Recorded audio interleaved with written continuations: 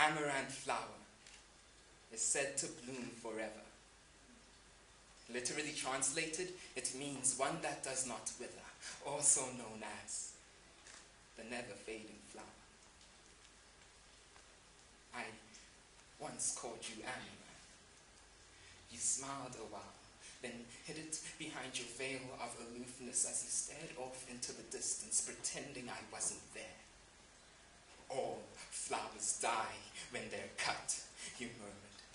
Yet your smile has planted its roots deep inside my dreams. When I sleep, all I ever see is a strange strength, hidden behind a stranger pain, hidden behind the strangest detachment, hidden behind what had become a stranger's grin.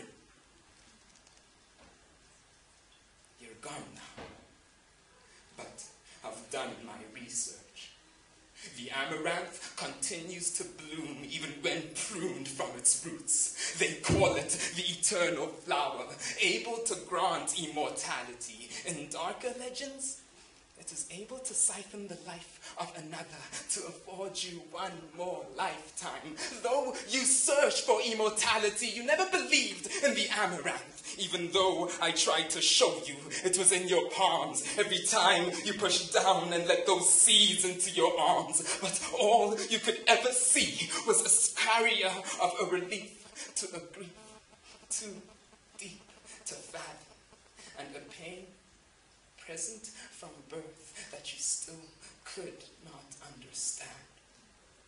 How could I show you that its roots siphoned every single breath you had when you didn't believe in its existence? But the pain, the grief,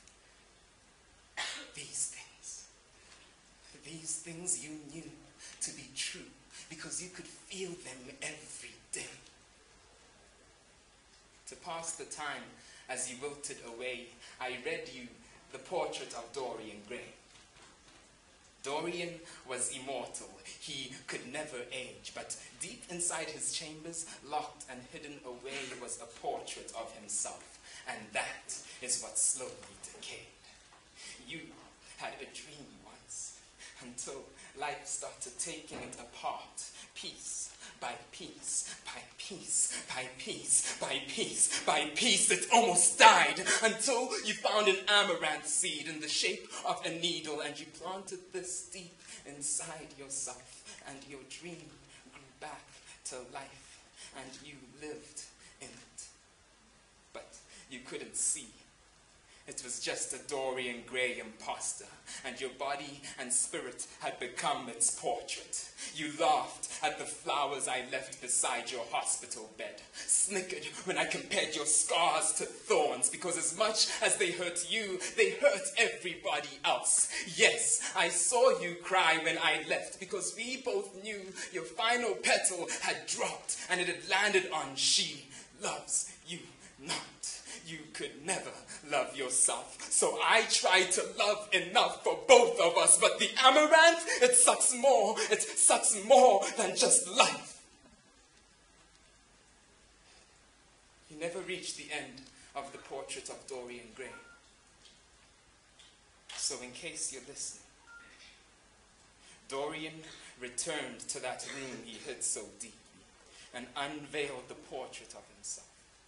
Its putrefied image and its constant promise of immortality so enraged him that he tried to put a dagger through the portrait's heart. When they found Dorian Gray, his body had decayed, his blade protruded from his chest, and his portrait had returned to its original youth. It was your immortality that killed you, Amaranth. Perhaps those scars were from times you tried to cut loose from roots that provided no nutrients. Your smile still blooms, and though your dream is dead, your portrait has never looked so beautiful. We carve epitaphs into stone and send wreaths to the dead so they may live forever. You, my beloved, shed a pain with Dorian Gray. You knew what it was to be immortal. You had an amaranth you could not see sprouting from your chest. And I know that those roots still seek you even in your slumbering cave. That is why I have not and will lay no flowers at your grave.